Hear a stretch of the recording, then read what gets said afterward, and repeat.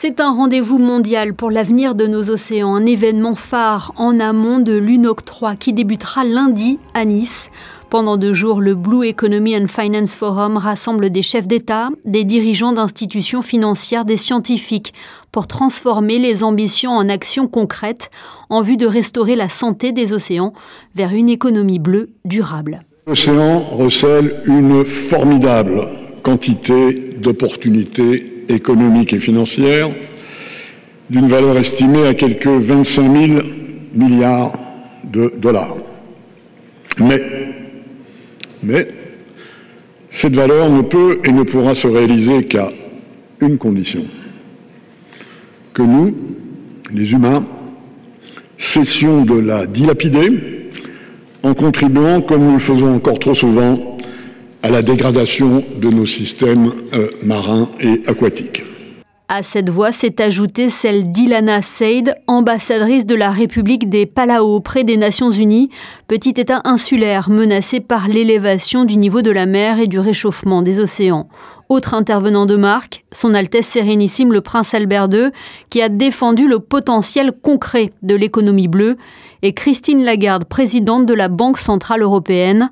Ce forum est rythmé par plusieurs temps forts, des séances plénières, des panels et autres side events qui vont permettre aux participants de croiser leur expérience et d'échanger sur des solutions innovantes. The blue economy that we need has to be one of regeneration, where actually we invest in making the ocean able to continue regenerating itself and providing for us. That means oxygen, protection of the coastal zone, fish, tourism. So this is why I'm so excited to be here in Monaco for this Blue Economy and Finance Forum, because we need to come together with all these solutions that make sense for the double bottom line, for the environment and for the economy. Ce qui est très important aussi ici, c'est de pouvoir discuter et de créer un petit peu des ponts entre le monde de la science, le monde de la finance, le monde de la conservation. Et nous, c'est ce qu'on fait en Méditerranée, de tisser des ponts justement entre des univers qui souvent ne se parlent pas vraiment.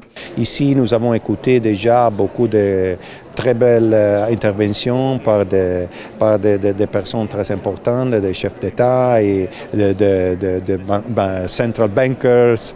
Et alors, l'économie doit entrer bien et doit être utilisée pour faire des choses pour la santé des océans et pour sauver notre planète. Et cette action passe par des engagements. Lors du Blue Economy and Finance Forum, la Principauté et la France ont signé la Charte croisière durable Méditerranée. Initiée en 2022 par l'État français, elle a pour objectif d'améliorer l'empreinte environnementale du tourisme de croisière à travers des engagements ambitieux. C'est un engagement fort, celui de prouver et de montrer de manière partenariale que les engagements ne sont pas ceux d'un seul pays et que nous suivons l'initiative française. Nous avions déjà des mesures très fortes en principauté sur la réglementation des croisières, mais pour autant c'est l'affaire de tous et l'initiative française est vraiment louable. Et il faut accompagner et inciter d'autres partenaires à y adhérer également.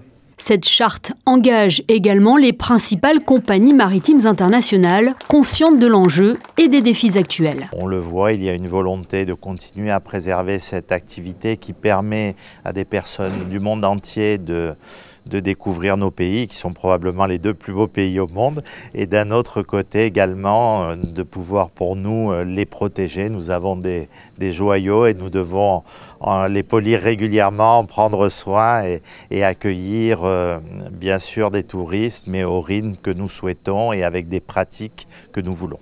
Le Blue Economy and Finance Forum marque une étape décisive vers une économie bleue régénérative et essentielle pour la santé de notre planète et le bien-être des générations futures. Le BEF livrera ses conclusions demain en présence du président français Emmanuel Macron.